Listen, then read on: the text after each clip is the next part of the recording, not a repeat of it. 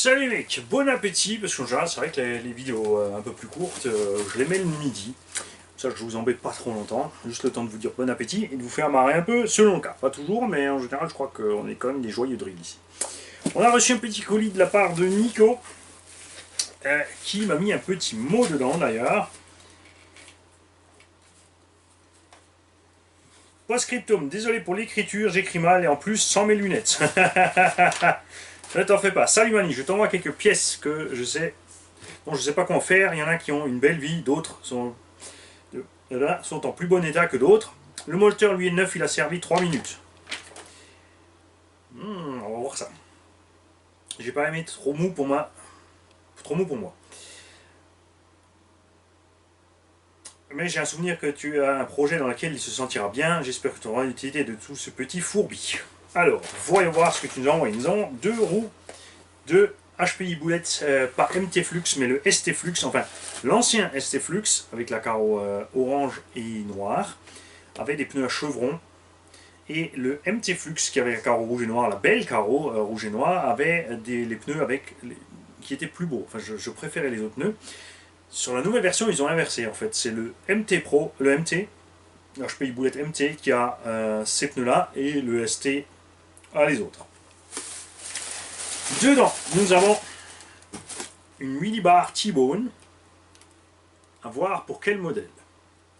Quel anthrax de perforation est-ce que c'est ça? Je ne veux pas de haut bas ou là, ni rien. Donc si tu te souviens où va cette roulette, mon cher tonton, tu peux nous le dire. On a des plaquettes de Galva, on dirait bien. Ouais. Tu m'engueules, je me trompe, hein. T'hésites pas. 4 jantes. Alors donc ça c'est l'hexagone de 14 les mecs, hein, méfiez-vous. 4 jantes HPI avec un méga déport qui sont en 12. Donc des jantes HPI Firestorm Flux, tout ça, je pense. On en a 4.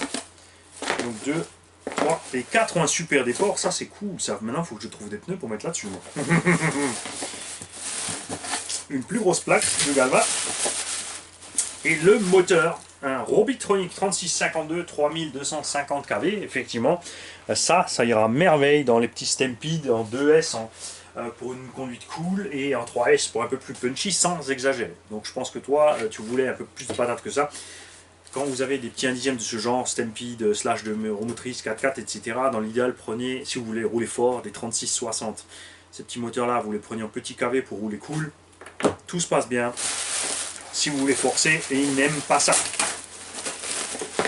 Et des petits amortos Optima, qualité moyenne, ça peut être sympa sur un petit indice. Ne vont pas justement aussi pour tout ce genre de construction, Stampede, Firestorm, tout ça, ils ne sont pas adéquats. C'est mieux sur un petit crawler ou sur vraiment un petit MT bien léger, genre les 3.8 ou 2.4, etc. de chez Optima. On a une couronne de diff centrale slash, un pignon 12 en laiton pour moteur 3.2. Un petit sauve-cerveau à mettre directement sur le cerveau pour les 1/10, ça aussi c'est super cool, ça va nous servir aussi. Une radio HPI TF20. Alors ça c'est une radio, je n'ai pas vraiment compris qui j'ai fait ça, parce qu'à l'époque il existait la TF40, qui était une super chouette radio, on a aussi reçu une plaque d'équilibrage en rab.